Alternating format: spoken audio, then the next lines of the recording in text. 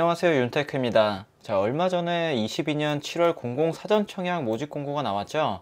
이번에 모집하는 곳들은 고양 창릉, 여기 3기 신도시입니다. 그리고 남양주 왕숙, 여기도 3기 신도시고요.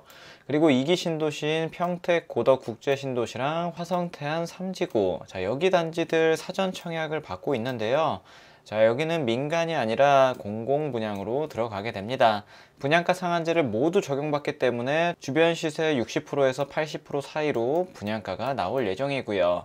오늘은 여기에 대해서 자세히 알아보는 시간을 가져보도록 하겠습니다.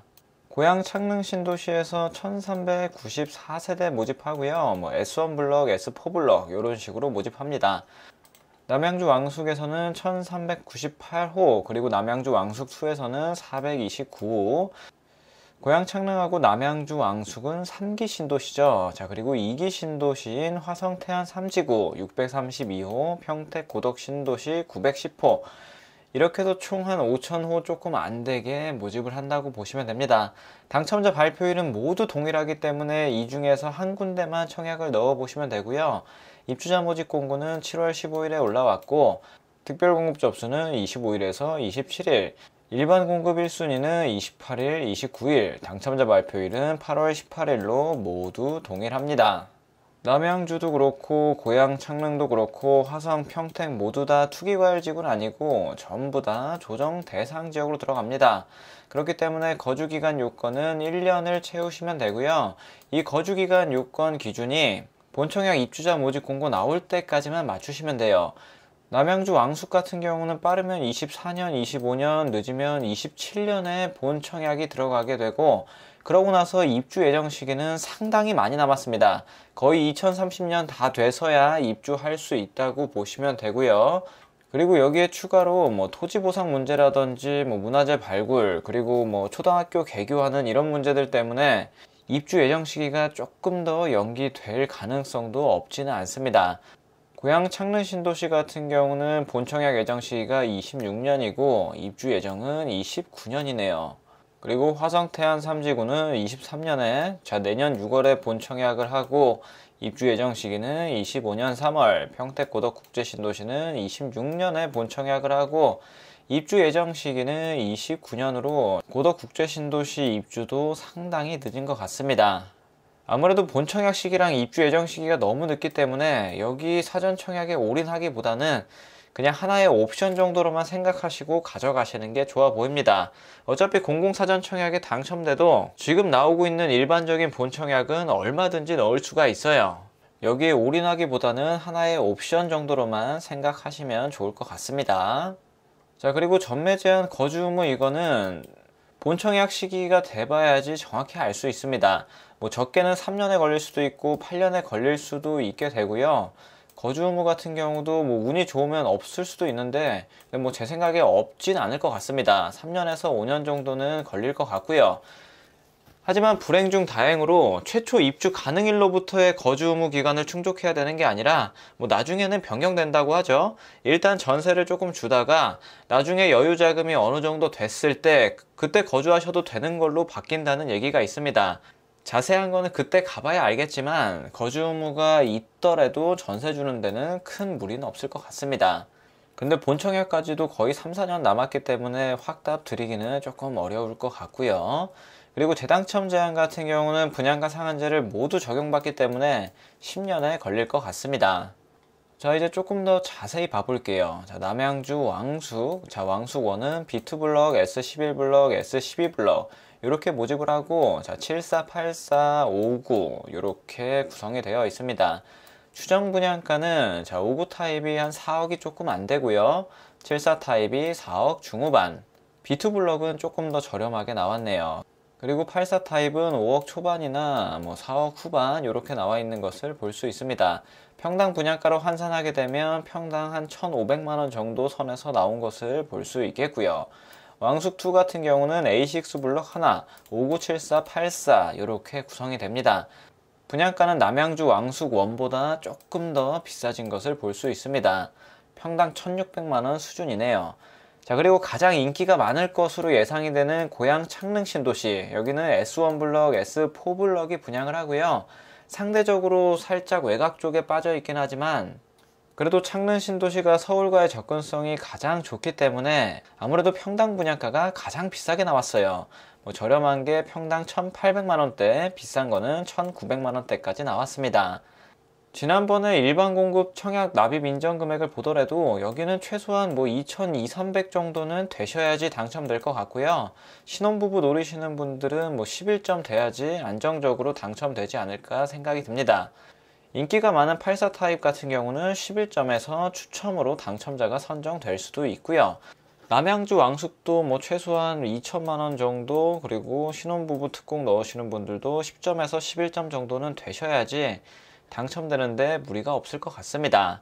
본인 자금이나 가점 상황에 따라서 당첨될 수 있는 타입을 노리셔서 청약을 해 보시길 바랍니다. 내 가점 상황이 간당간당해서 84 타입 넣으면 불안한 상황이라면 차라리 74를 넣고 안정적으로 당첨되시는 게 나을 수도 있습니다. 자, 그러고 나서 화성 태안 3지구, 자, 여기는 B3 블럭 하나 나오고요. 84 단일 평형으로 모집합니다. 평당 분양가는 이번에 분양하는 곳들 중에서 가장 저렴한 1,100만원대고요. 84 타입이 3억 7,500, 저렴한 수준에서 나왔습니다. 그리고 평택 고덕 국제신도시, 여기는 A19 블럭, A18-2 블럭, 자, 74, 84, 51, 59 타입, 18-2 블럭이 작은 타입이 나왔네요. 평당 분양가는 1,400에서 1,500만원 사이, 그 사이에 나왔고, 앞전에 분양했던 곳들보다 분양가가 약간은 높아진 것을 볼 수 있습니다.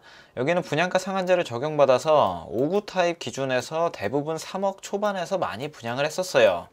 하지만 여기는 고덕 국제신도시 최중심에 들어오기도 하고 어느 정도 인프라가 형성된 1단계 물량입니다.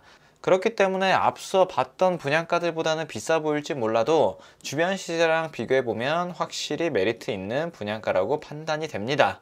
개인적으로 봤을 때 고양 창릉 신도시가 가장 인기가 좋을 것 같고요. 그리고 남양주 왕숙이나 평택 고덕 신도시가 그 다음으로 좋을 것 같습니다. 그리고 나서는 화성 태안 3지구가 상대적으로 인기가 가장 덜할 것 같고요. 당첨자 발표일이 모두 같기 때문에 본인이 당해가 어디에 해당되는지, 어느 곳에 넣어야 당첨될 수 있는지 판단하시고 청약을 노려보시길 바랍니다. 대략적인 커트라인은 앞전에 진행했던 공공사전 청약 커트라인을 보시면 얼추 비슷하게 나올 거예요. 부동산 하락기라고 할지라도 주변 시세 대비해서 60%에서 80%로 나오기 때문에 이 청약 자체들은 메리트가 충분하다고 볼 수 있습니다. 그리고 또 사전 청약이기 때문에 포기해도 불이익이 전혀 없다는 장점도 있고요. 이번에 올라온 단지들을 모두 다 정리해드리면 좋긴 한데 워낙 단지들이 많기 때문에 일단 이 영상에서는 고덕 국제신도시 물량만 중점적으로 보도록 하겠습니다. 자, A19 블럭, A18-2 블럭 이렇게 들어오고요. 자, 1단계에 들어오게 됩니다. 서정리역하고 가까이에 위치하고, 그리고 아래쪽에는 삼성전자가 위치해 있고, 고덕 국제신도시의 대장격이라고 볼 수 있는 EBC 1, 2와 가까이에 위치합니다. 고덕 국제신도시 내에서도 입지는 최상이라고 보시면 됩니다. A18-2 블럭 남동향, 남서향으로 빠지고요. 5개 동으로 구성이 되어 있습니다. 평면도를 보면 51A 타입, 자, 작은 타입이 나오고 남동향, 대부분 남동향, 그리고 남서향으로 하나 빠져 있습니다. 포베이 판상형으로 나와 있고요. 마통풍 되는 구조. 자, 51 타입이지만 방 2개에 알파 공간이 하나 있는 것을 볼 수 있습니다. 뭔가 신혼희망 타운하고 비슷하게 설계가 된 것 같아요. 드레스룸 공간도 뺀 것을 볼 수가 있고요. 그리고 51 B타입을 보면 평면도가 조금 오묘하게 나오긴 했습니다. 자, 여기는 남서향으로 빠져 있고, 마통풍 같은 경우는 이렇게 꺾여서 되고, 자, 안방 하나에 드레스룸 작아졌죠. 그리고 침실 2와 알파 공간이 있는 것을 볼 수 있습니다. 아무래도 51 B타입이 51 A타입보다는 인기가 적을 것 같네요.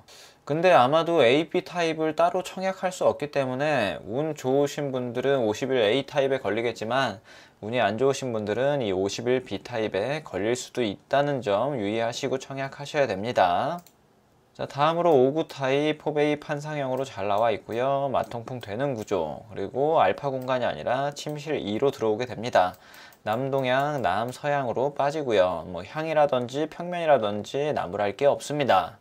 자, 그리고 59 B타입 같은 경우는 투베이 타워형으로 나오고요. 자, 이렇게 통풍이 되겠고, 아무래도 51 B타입보다는 조금 낮긴 한데 그래도 포베이 판상형이 인기가 더 많을 겁니다. 남동양, 남서양으로 구성이 되어 있고요. 다음으로 A19 블럭 보면 남동양, 남서양 이렇게 되어 있고 여기는 아무래도 평면 자체가 크긴 합니다. 74 타입부터 시작을 하고요. 포베이 판상형 74 타입인데 알파룸도 구성이 되어 있는 것을 볼 수 있습니다.